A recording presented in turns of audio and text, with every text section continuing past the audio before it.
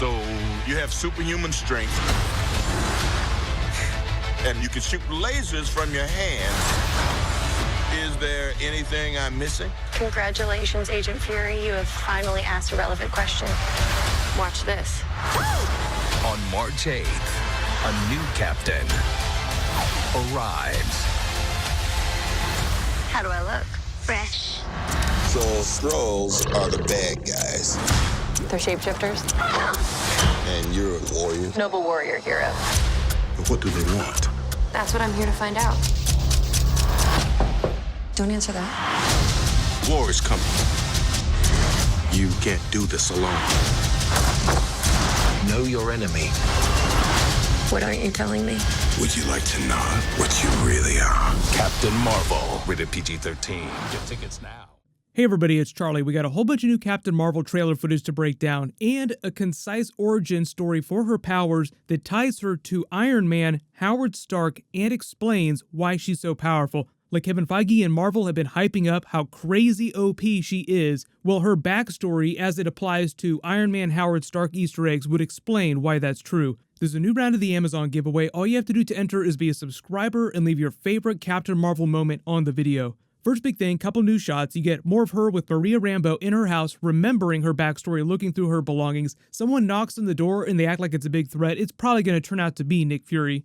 There's a little more footage of Talos, the Skrull leader, entering the hangar here, chasing down Nick Fury and Captain Marvel as they're probably trying to get away in that S.H.I.E.L.D. dropship. There's more of Coulson here in the background when they first start coming together, where she's sort of jokingly talking to him. Then more of her blasting these Skrulls on their ship in orbit. You can even see some pinball tables in the background, like there's a foosball table that they destroyed, there's a jukebox, just implying that they really like Earth culture. But here's the thing, this is why Captain Marvel's new origin story is so important, and why it makes her a little more relevant in giving her ties to pre-existing MCU canon in the other characters. It also explains the Skrulls' secret invasion plot, because there are many more advanced planets in the universe that the Skrulls could try to invade. Why is planet Earth so important? Well, it all comes back around to Captain Marvel's powers in her origin story. So think about it this way, Captain Marvel is from the 90s, young Howard Stark, in the post-credit scene for the first Avenger, finds the Tesseract not long after Captain America goes into the ice in the 40s, so per his journals, Nick Fury's reports, and the stuff that Iron Man learns about him when he's restudying all the stuff that his father did during Iron Man 2, Howard Stark spends the better part of the next few decades after this trying to find a way to use the Tesseract as the ultimate clean energy source. By the time we get to older Howard Stark in the 80s, early 90s, working with S.H.I.E.L.D. after its creation, he helps create Project Pegasus in the dark matter research facility in the Mojave Desert, the really big base that you see them blow up at the beginning of the Avengers where they were studying the Tesseract.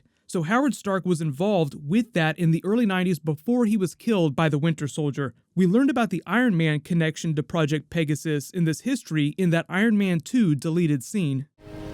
Thanks, Tim.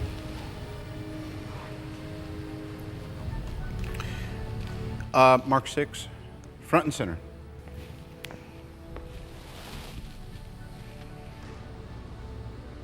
Sir, this implies a theoretical element not currently found on the periodic table. I think you're gonna be alright, kid. I will run a simulation to check element viability. Yeah, listen, you have a ball with that. I know it's gonna work. I'm gonna take a shower. Tap the Oracle grid. I need some stuff out of storage. Give me everything from projects Pegasus, Exodus, and Goliath. Get ready for a major remodel. Back in hardware mode. All those projects that he named were things that his father was working on before he was killed. The other big Easter egg here is that the element that Tony Stark finishes creating here that powers all of his arc reactors is based on Howard Stark's research he conducted using the Tesseract. So not only is Iron Man's energy source based on Infinity Stone technology, Howard Stark's Tesseract research is also the reason Project Pegasus exists here in the Mojave Desert. Its official operating mission just reads that it was formed to investigate phenomena beyond the range of conventional scientific understanding in a partnership between S.H.I.E.L.D. and NASA, just to experiment on all kinds of alternative energy sources, which is where you get to Tesseract research. The World Security Council were the people that okayed that, and then you sort of pay that off in the Easter egg during the first Avengers film when Nick Fury talks about enacting Phase 2, and it turns out that their Phase 2 was using that Tesseract research to create weapons. So all their Phase 2 research is the results of earlier research that they did during the 90s at this base when it was created to study the Tesseract. So while they're doing this, they're trying to use it to create clean energy sources, and obviously the military wants to weaponize it and use it for aircraft, weaponry, any crazy thing that you could imagine, which is where you get to test pilot Carol Danvers, who just so happens to be part Kree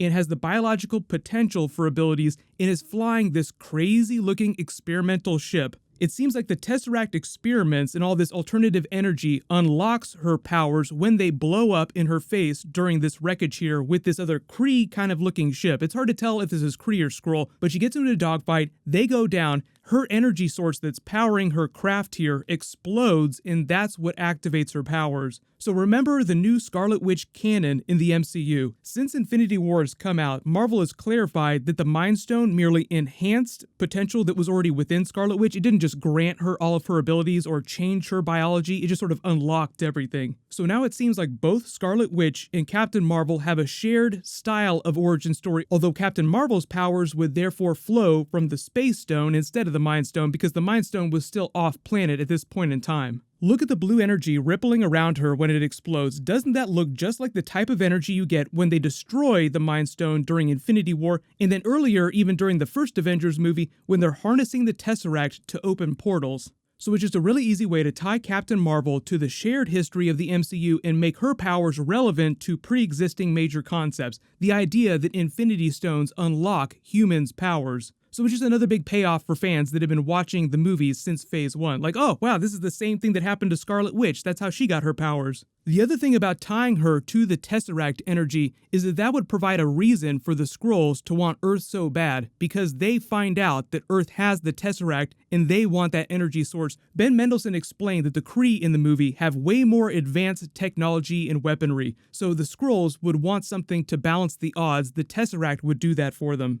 So the phase forward of it all after Avengers Endgame is that they need to find a convenient way to introduce X-Men, mutants, and other biologically based superheroes like Scarlet Witch and Captain Marvel into the universe in a really big way. If they're going to be getting rid of Infinity Stones and messing with quantum energy, there are a couple simple ways to explain how all that happens, like how sudden all these biologically based powered people pop up all over the place. Remember the Terrigen bomb from Marvel Comics? It transforms a giant chunk of the population who were secretly Inhumans, activating their Inhuman genes. So if the Avengers either destroy the Infinity Stones or unleash quantum energy or misuse it in some way, an easy consequence would be that some of that energy would leach out into the world and slowly start activating people's powers. If they're not going to do Inhumans, then that's a really easy way to explain how Kamala Khan becomes Miss Marvel, because Brie Larson and some of the producers did say that Miss Marvel is part of their plans for future Captain Marvel sequels. But they haven't greenlit that yet, but she just said it at a press junket last week, so it does sound like they plan on introducing Miss Marvel in one of the sequels at some point. Kevin Feige has also revealed that they're talking about doing a Nova movie during Phase 4. That would also spin out of Captain Marvel. Quasar is another character that could pop up in Captain Marvel sequels if they're not going to get their own spin-off movie. Let me know in the comments, though, where do you think that MCU Captain Marvel's powers come from? And there will be more Avengers Endgame stuff happening this week. Leave your video requests in the comments below. If you have any big questions about the characters or the movies that are coming up. Congratulations to Cammy, you're the giveaway winner from my last big Marvel video. Please email me on the About page of my channel so I can get your details. Click here to learn why Netflix just canceled The Punisher in every single Marvel Netflix show. And click here for my brand new Avengers Endgame post-credit scene video. Thank you so much for watching. Everybody stay awesome. I'll see you guys tonight.